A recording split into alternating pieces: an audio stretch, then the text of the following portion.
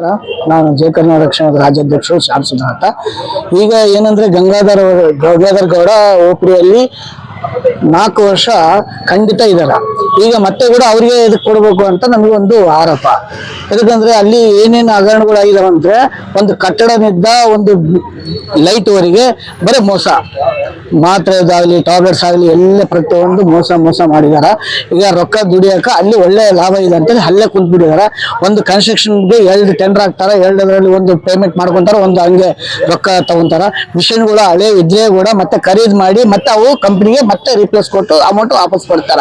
ಇವೆಲ್ಲ ಕಾನೂನಲ್ಲಿ ಇದೆಲ್ಲ ಮಾಡ್ತಾ ಇದಾರ. ಈಗ ಮತ್ತೆ ಅವರಿಗೆ 4 ವರ್ಷ ಆಯಿತು, ಮತ್ತೆ ಇವ್ರು ಆದ್ರೆ ಕೂಡ ಮತ್ತೆ ಅವರಿಗೆ ಕೊಡ್ತಾ ಇದಾರ. ಅಂದ್ರೆ ಎಂತ ರಾಜಕಾರಣಿಗಳು ಇದಾರೆ ಅಂದ್ರೆ ಅವರಿಗೆ ಎದಕ್ ಮಾಡ್ತಾ ಇದಾರ ನಮ್ಗೆ ಅರ್ಥ ಆಗ್ತಾ ಇಲ್ಲ. ಅದೇ ಭರತ್ ರೆಡ್ಡಿ ಕೂಡ ಒಂದ್ಸಲ ಹೋಗಿ ಖಂಡಿಸಿದ್ರು, ಅವ್ರನ್ನ ತಕ್ಷಣ ತೆಗಿ ಅಂತ ಹೇಳಿದ್ರು. ಆದ್ರೂ ಕೂಡ ಅವರು ಗಮನಕ್ಕಿಲ್ಲ.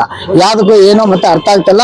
ನಾವು ಮುಂದೆ ದಿನಗಳಲ್ಲಿ ಓಪಿಡಿಯಲ್ಲಿ ಕುಂತು ಶಾಮೀನ್ ಹಾಕಿ ಅಲ್ಲೇ ಅವರು ಆಗ ಚಲೋ ಇರ್ತೀವಿ, ಅವ್ರನ್ನ ಬದಲಾವಣೆ ಮಾಡಬೇಕಂತ ನಾವು ಒತ್ತಾಯ ಮಾಡ್ತಾ ಇದ್ದೀವಿ. ಮುಂದೆ ಹೋದಕ್ಕೆ ನಾವು ಬಿಡೋದಲ್ಲ, ನಾವು ಹೋರಾಟ ಮಾಡೇ ಮಾಡ್ತೀವಿ. ಓಪಿಡಿ ಹತ್ರ ಸದಾ ಅಲ್ಲಿ ಶಾಮೀನ್ ಹಾಕಿರ್ತೀವಿ. ಸರ್, ನಮ್ಮ ಹೆಸರು ಜಯಕರ್ನಾಟಕ, ನನ್ನ ಹೆಸರು ಬಂದವರು KP ಹರ್ಷನ್ ಅಂತ ಹೇಳ್ಬಿಟ್ಟು ಜಯಕರ್ನಾಟಕ ರಕ್ಷಣಾ ಜಿಲ್ಲಾಧ್ಯಕ್ಷರು, ಬಳ್ಳಾರಿ ನಗರ ಜಿಲ್ಲೆ.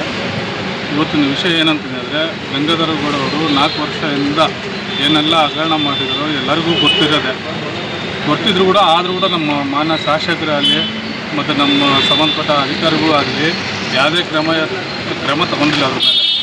ಆದರೂ ಕೂಡ ಅವರು ಇವಾಗ 4 ವರ್ಷದಿಂದ ಅವಧಿ ಮುಗಿದಿದೆ. ಆದರೂ ಕೂಡ ಪುನಃ ಮತ್ತೆ ಅವರೇ ಬರಬೇಕಂತಂದೇಳಿ ಬೆಂಗಳೂರು ಅಲ್ಲಿ ಇಲ್ಲಿ ಅಲಗಾಡ್ತಾ ಇದ್ದಾರೆ.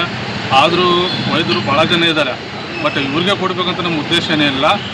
ಹಳುಬರು ಭಾಳ ಜನ ಇದ್ದಾರೆ, ಅವ್ರಿಗೊಂದು ಅವಕಾಶ ಕೊಡಬೇಕಂತಂದೇಳಿ ನಾನೊಂದು ಮನವಿ. LED ಬಲ್ಬ್ ಬಂದುಬಿಟ್ಟು ಸರ್, ಅದ್ರ ಬಂದುಬಿಟ್ಟು 70 ರೂಪಾಯಿ ಒಂದು LED ಬಲ್ಬ್ ಇದ್ದರೆ ಅದ್ರದ್ದು ಅವ್ರ ಬಿಲ್ಲಲ್ಲಿ ಒಂದು ಸರಿ 300 ರೂಪಾಯಿ ತೋರಿಸಿದ್ದಾರೆ.